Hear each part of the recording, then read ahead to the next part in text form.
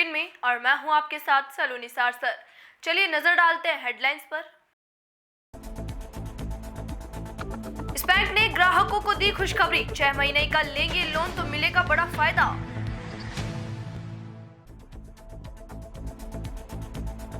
राजस्थान में अगले 3 महीने पड़ेगी कड़ाके की सर्दी, मौसम विभाग ने दी चेतावनी।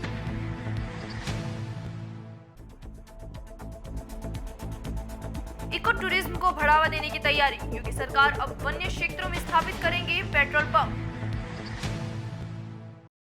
सीएसबी बैंक ने ग्राहकों को बड़ी खुशखबरी दी है। बैंक ने 6 महीने की अवधि वाले लोन पर MCLR में 0.10% की कटौती कर दी है।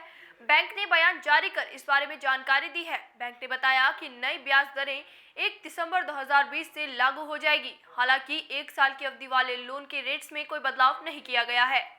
1 साल के लिए लोन लेने वाले ग्राहकों के लिए ब्याज दर 9.50% ही रहेगी। आपको बता दें, 1 दिन से लेकर 6 माह की अवधि के लोन पर कोष की सीमांत लागत आधारित ब्याज दरें 7.70 से 8.50% के बीच होगी। आपको बता दें, इससे पहले कई बैंकों ने अपने लोन रेट्स को रिवाइज किया है। Bank of Baroda, union bank, SBI, Punjab national bank, HDFC bank, ICICI bank समेत कई बैंकों ने MCLR को रिवाइज किया है। बता दें, हाल ही में बैंक स्टॉक मार्केट में अपना IPO लेकर आई है। CSBI के IPO में पैसा लगाने वालों को बड़ा मुनाफा हुआ है। शेयर 195 रुपए के इशू प्राइस के मुकाबले 275 रुपए पर लिस्ट हुआ है।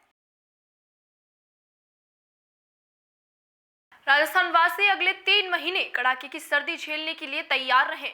मौसम विभाग ने ला नीनो के प्रभाव के चलते इस बार तापमान सामान्य से कम रहने की संभावना जताई है। मौसम विभाग ने चेताया है कि देश भर में ला नीनो का पश्चिमी राजस्थान पर सबसे ज्यादा असर पड़ेगा।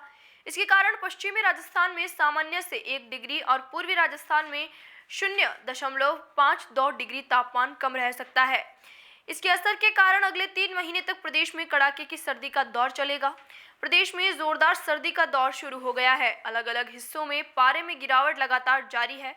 मौसम विभाग ने पूर्वी और पश्चिमी राजस्थान में सामान्य से कम तापमान रहने के आसार जताए हैं। भारतीय मौसम विभाग द्वारा सर्दी के मौसम के लिए जारी किए गए आउटलुक के अनुसार दिसंबर, जनवरी और फरवरी महीने में पश्चिमी राजस्थान में औसत न्यूनतम तापमान सामान्य से 1.17 डिग्री सेल्सियस कम रहने की संभावना है। पूर्वी राजस्थान में न्यूनतम तापमान 0.52 डिग्री सेल्सियस कम रहने की संभावना है।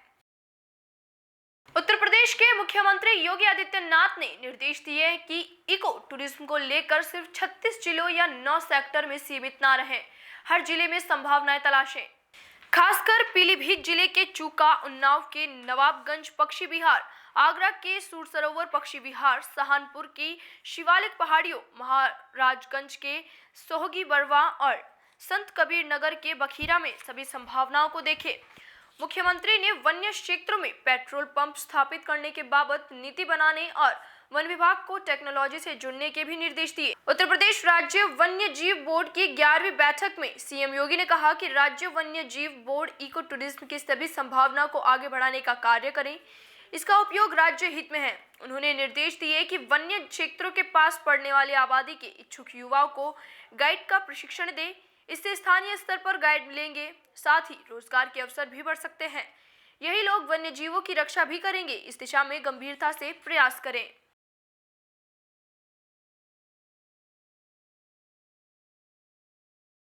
अब खबर भीलवाड़ा जिले से। भीलवाड़ा जिले के निजी हॉस्पिटल में आगजनी के बाद प्रशासन हरकत में आ गया है।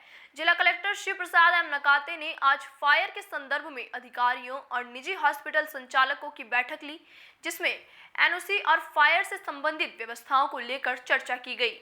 इस दौरान जिला कलेक्टर ने निजी चिकित्सालयों को मॉक ड्रिल की चेतावनी देते हुए व्यवस्थाओं का दुरुस्त करने के निर्देश दिए। गौरतलब है कि 2 माह पूर्व में भी एक निजी अस्पताल में आग लग गई थी। बैठक में SDM city Richpal Singh Burdak, CMHO doctor Mushtaq Khan, MGH अधीक्षक अरुण गौड़, अतिरिक्त पुलिस अधीक्षक गजेंद्र जोधा और नगर विकास न्यास के अधीक्षक अभियंता रामेश्वर शर्मा सहित नगर परिषद के अधिकारी भी मौजूद रहे। जिला कलेक्टर श्री प्रसाद एम नकाते ने कहा कि सभी राजकीय और निजी चिकित्सालयों में फायर संबंधित व्यवस्थाओं को लेकर आज बैठक ली है, जिसमें फायर जैसी घटना हॉस्पिटल में ना हो और अधिकारियों को इससे संबंध में मॉक ड्रिल करने के भी निर्देश दिए। निजी अस्पतालों में फायर से संबंधित व्यवस्था सही नहीं होती है, तब तक वहां पर कोविड मरीजों को नहीं रखने की भी हिदायत दी गई है। इसके साथ ही निजी चिकित्सालय संचालकों को सख्त निर्देश दिए गए हैं कि वह एनओसी और फायर से संबंधित आवश्यक कदम उठाएं। अगर ऐसा नहीं किया जाता है तो सख्त कार्रवाई की जाएगी।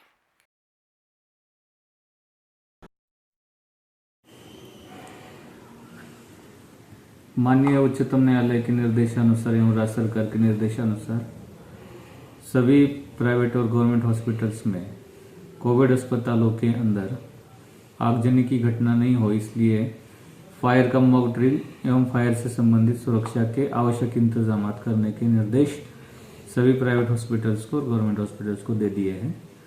कल जो आगजनी की धुएं की जो घटना लगी सामने आई थी स्वस्तिक हॉस्पिटल में, उस दृष्टिकोण से भी पेशेंट्स अन्य जगह पे शिफ्ट किए गए थे और जब तक कि फायर सेफ्टी के नॉर्म्स पूरे नहीं होंगे तब तक दोबारा उन जगह पे पेशेंट्स रखने की अनुमति नहीं दी जाएगी।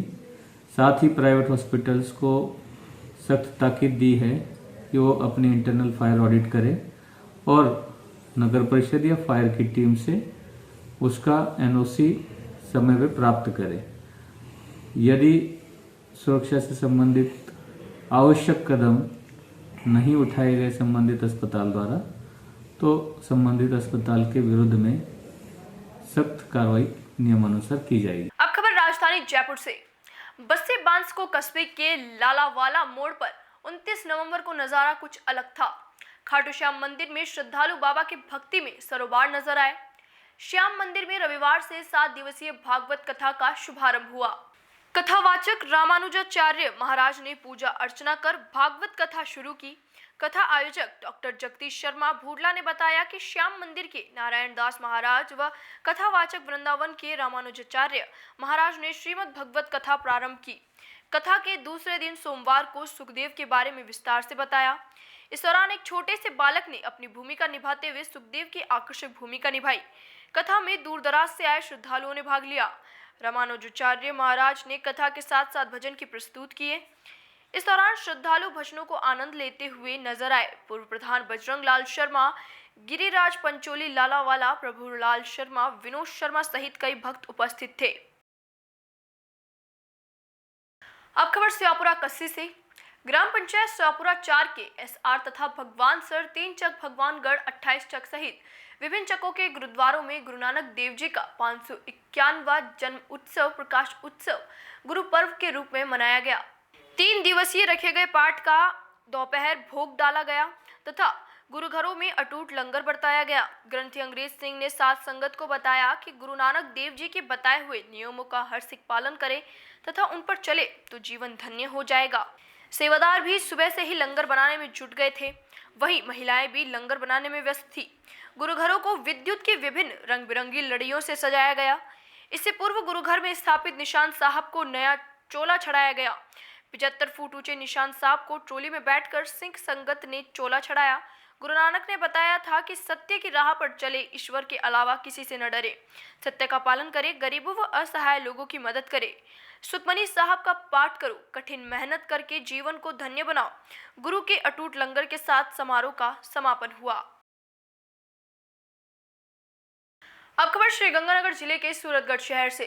सूरतगढ़ शहर के भारी रोड मानक सर से इंदिरा सर्किल तक बनने वाले साइड रोड का काम तीव्र गति से चल रहा है तथा साइड रोड का काम जल्दी की समाप्ति की ओर है। इसके बाद ओवरब्रिज का निर्माण शुरू हो जाएगा। बता दें कि यह टोल रोड है लेकिन गड्ढों में तब्दील हो चुका था तथा कई लोगों की जान इस टूटी फूटी सड़क ने ले ली थी। तभी से शहरवासी इस सड़क व पुल को बनाने की मांग कर धरने पर भी बैठे। कंपनी अधिकारियों के साथ बातचीत के दौर चल तथा अंत में इस प्रोजेक्ट को तीव्र गति से पूरा करने का निर्णय लिया गया। सरकारी कॉलेज से लेकर इंदिरा सर्किल तक दोनों तरफ साइड रोड बनाया जा रहा है। ओवरब्रिज बनने के बाद बीकानेर जाने वाले वाहन पल से जाएंगे, जिसमें शहर में भारी वाहनों का प्रवेश बंद हो जाएगा। खेजड़ी मोड़ पर पिल्लर बनाने का कार्य शुरू हो चुका है। अब खबर चूरू जिले के सरदार शहर से। सरकार की लाख कोशिशों के बावजूद भी कुछ परिवार ऐसे हैं जो आज भी नरकीय जीवन जीने को मजबूर हैं। सरदार शहर के वार्ड 40 में अचूकी देवी की मानसिक स्थिति सही नहीं है और वह वर्षों से नरकीय जीवन जी रही है। अचूकी देवी के 3 पुत्र थे, जिनमें से 2 की मौत हो गई। एक बेटा बचा है, वह भी मानसिक रूप से अस्वस्थ है। वर्षों से अचूकी देवी नहाई तक नहीं है, ना ही पहनने को कुछ है और ना ही खाने को कुछ। आस पड़ोस के लोग कभी कभार उन्हें खाने को दे देते हैं। अचूकी देवी को कोई सरकारी मदद भी नहीं मिली है, ना ही इनकी कोई पेंशन चालू है। अचूकी देवी के आंसू नहीं लेते। अचूकी देवी के घर की वर्षों से साफ सफाई नहीं होने के चलते उनके घर में बदबू आती है और मक्खियां वह पूरे घर में भिनभिनाती रहती है। सामाजिक कार्यकर्ता मोनू मिश्रा की टीम को जब अचूकी देवी की हालत का पता चला तो मोनू मिश्रा की टीम ने उनके घर की साफ सफाई की। इस दौरान उनकी टीम द्वारा राशन पानी की भी व्यवस्था की गई है। प्रशासन है वह गरीब व असहाय लोगों की मदद करने की बात कहता है, लेकिन तमाम योजनाएं ऐसे परिवारों तक नहीं पहुंच पाती, जिसके चलते अचूकी देवी के जैसे परिवार आज भी इन हालातों में जी रहे हैं, जिनके पास ना ही तो पहनने को कपड़े हैं, ना ही खाने को भोजन। सरकारी मदद के बिना ऐसे परिवारों की स्थिति में कोई सुधार होने नहीं वाला है। हमने देखा है कि इनकी हालत बहुत ज़्यादा ख़राब हो रखी थी। इनके रूम की हालत इतनी गंदी हो रखी थी कि हद से ज़्यादा, और इन माँ और बेटे दोनों की हालत बहुत ज़्यादा बुरी थी। इनका रूम इतना गंदा था कि बहुत ज़्यादा बदबू आ रही थी इनके रूम से। तो हमारी टीम ने अगले दिन यहाँ पहुँचे, पूरी रूम की सफाई करवाई एकदम से अच्छे से। फिर इनके लिए राशन और रजाई सोडे सब कुछ यहाँ लेके आए, और आज इनके लिए ना नहाने के लिए व्यवस्था की है। एक लेडीज़ को बुलाई है, उनके साथ नए कपड़े भी लेके आए हैं। और इनकी दूध से इतनी ख़राब हो रखी है, हम चाहते हैं इनकी बहुत अच्छे से देख रेख हो, कि आश्रम या कहीं भी चले जाओ तो और अच्छी बात है हमारे लिए। इनकी बहुत बुरी हालत है। आप यहाँ आए, आपने देखा, कब तक क्या लग रहा था? यहाँ के मतलब कुछ पड़ोसी लोग हैं, वो बता रहे थे कि बहुत टाइम से ये नहाए भी नहीं है। जो लड़का भी है वो भी थोड़ा सा ना दिमाग से अपसेट है। गंदगी बहुत ज़्यादा रहती है इनके घर में। लेटरिन बाथरूम भी उनके भी ताला लगा हुआ है, तो कभी कभार तो रूम के अंदर ही लेटरिन बाथरूम करते हैं ये। और हम चाहते हैं कि अच्छे से इनकी देख रेख हो, यहाँ पे कहीं मतलब आश्रम में चले जाए तो और अच्छी बात है। बस यही चाहते हैं, प्रशासन से कुछ इनकी हेल्प हो, मदद हो अच्छी तरीके से। बस मेरा नाम मोनू मिश्रा है। परिवार जो 5-6 सालों रह रहे हैं, और 5-6 सालों यहाँ हालत हो रही है, और खाने पीने की नहाने की कोई शुद्ध बुद्ध भी कोनी। एक बहू है, बा दिल्ली रहे, और बा दिल्ली आवे, इंगी मारपीट करके जावे, और इंगी हालत बुरी करके जा। अब भी हालत बहुत ज़्यादा खराब है इंगी को ना कोई साड़ सामान होने लग रही। मानसिक रूप से विशिष्ट है। पहले जी बुढ़ी माँ या तो कोनी बेटो है, वो थोड़ा सा मंद बुद्धि गए बोड़ो है, और आ बुढ़ी माँ है तो थोड़ी ठीक ही, लेकिन अब होगी। कितना बच्चा वगैरह के कुछ होंगे? आगे 3 बेटा है, में 2 तो खत्म हो गया। एक बहू नौर है भी को, फिर एक दिल्ली की है। बा दिल्ली में रहे, अब अठा आवे, आपको घर बार संभाल जावे और वापिस उड़ जाएगी मारपीट करके। और एक नौर रहे, बा भी तक अठा आवे भी कोनी। तो अंगो खाना पीने की व्यवस्था वगैरह की कोनी भी काची पिकी आप ही सकी जा तो खा लिया, नहीं भूखा सो जावे। जो कोई मोहल्ला रहा थोड़ी बहुत दे देवे आए। स्थिति बहुत खराब आएंगे, बहुत ज़्यादा खराब है आएंगे हालत।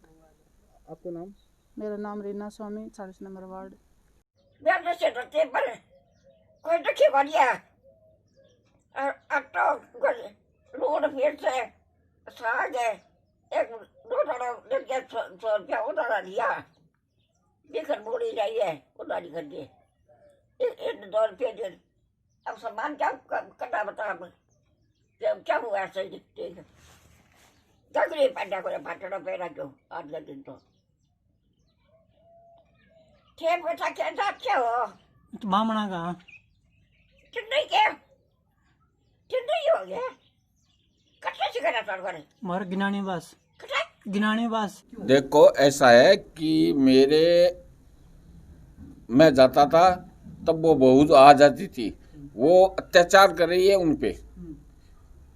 उसको लेटरिन के ताला दे देती है, एक कमरे का ताला दे देती है। मकान इसका भूल चूक से इससे भोली लुगाई थी, उनसे लिखा भी लिया, एक कागज में लिखा लिया कि घर मेरा है, तो ताकि घर तो इसका है, पैसे इसने दिए।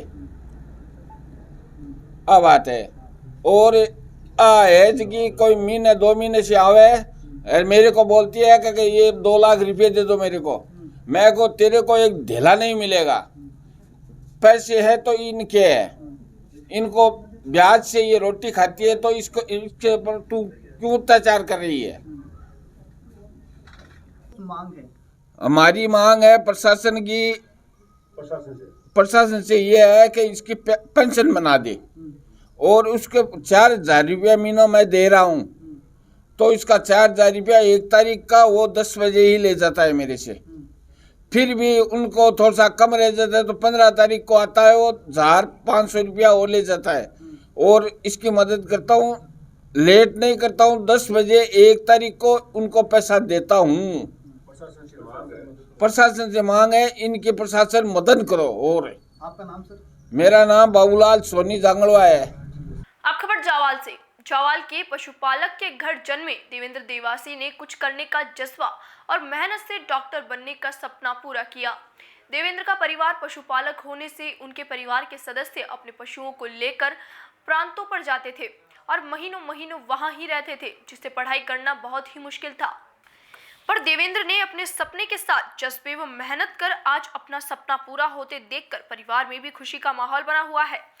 जावाल के युवाओं के साथ समाज बंधुओं द्वारा उनको फूला माला पहनाकर बधाई दे रहे हैं। देवेंद्र ने बताया कि पढ़ाई के दौरान मेरे अंकल गणेश देवासी, जो एक अध्यापक होने से उनका मार्गदर्शन बहुत काम आया, और दादी माँ का आशीर्वाद से यह सब संभव हो चुका है। अब खबर सिरोही जिले से। सिरोही जिला मुख्यालय पर मां अंबे केपी संघवी राजकीय विधि कॉलेज के नए भवन का भूमि पूजन व शिलान्यास कार्तिक पूर्णिमा को दोपहर 12:06 पर विधि विधान के साथ विधायक संयम लोढ़ा एवं केपी संघवी चैरिटेबल ट्रस्ट के संस्थापक ट्रस्टी कीर्ति भाई संघवी के कर कमलों से हुआ। यह भवन ट्रस्ट के सामने स्थित 14 बीघा भूमि पर केपी संघवी चैरिटेबल ट्रस्ट बनवा रहा है। शिलान्यास के अवसर पर पंडिताचार्य तरुण कुमार अमृतलाल व्यास ने विधि विधान से भूमि पूजन करवाया, जिसमें ट्रस्टी कार्यकर्ता सहित अनेक सामाजिक कार्यकर्ता और नागरिक गण शामिल हुए। प्रारंभ में सभी अतिथियों का ट्रस्ट की ओर से साफा पहनाकर स्वागत किया गया। भूमि पूजन के बाद मुख्य अतिथि संयम लोढ़ा ने शिलान्यास पट्टिका का अनावरण किया व कॉलेज का मानचित्र अवलोकन किया। इस कॉलेज में 20,000 वर्ग फीट का निर्माण होगा, जिसमें 6 classroom, moot court hall, office, प्राचार्य एवं उपाचार्य कक्ष, गर्ल्स व बॉयज कॉमन रूम, पुस्तकालय इत्यादि का निर्माण होगा। शिलान्यास के अवसर पर ट्रस्ट के संस्थापक ट्रस्टी कीर्ति एवं संघवी ने कहा कि ट्रस्ट 1 वर्ष में यह भवन बनाकर सरकार को सुपुर्द कर देगा। उन्होंने अपने उद्बोधन में कहा कि हमें गर्व है अपनी जन्मभूमि में जनहितार्थ ऐसे उपयोगी कार्य कर रहे हैं, जिससे जनता को सीधा लाभ मिलता है। उन्होंने कहा कि पावापुरी तीर्थ जीव मैत्री धाम का निर्माण होने के बाद स्थानीय जनप्रतिनिधियों व जिला प्रशासन का जिस तरह का सहयोग व सहकार मिल रहा है, उससे हमारे मनोबल में वृद्धि हो रही है और हमें भी जिले के विकास में सहयोगी बनने का अवसर मिलता है। भूमि पूजन के पूर्व खोबावीर बावसी मंदिर में पूजा अर्चना की गई। जिला अस्पताल में ओपीडी भवन निर्माण करवाने के साथ साथ हाल ही में रेवदर में कॉलेज निर्माण करवाकर विभाग और जनता को सुपुर्द किया है तथा जिले में हर आपदा और मुसीबत में जिले की जनता के साथ केपी संघवी परिवार खड़ा रहता है।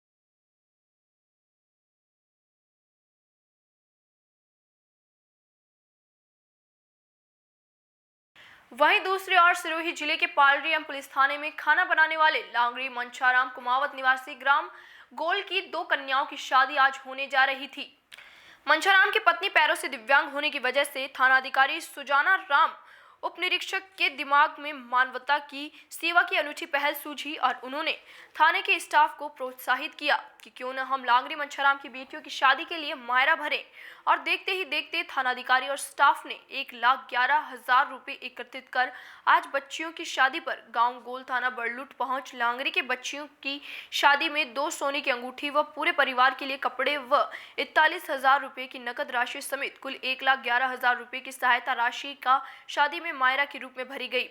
ग्रामवासी गोल के ग्रामीणों ने पुलिस थाना पालरी एम के स्टाफ व थानाधिकारी की इस अनूठी पहल की मुक्त कंठ से प्रशंसा की। फिलहाल के लिए स्टेट न्यूज बुलेटिन में सिर्फ इतना ही। आप देखते रहिए डीपीके न्यूज। नमस्कार।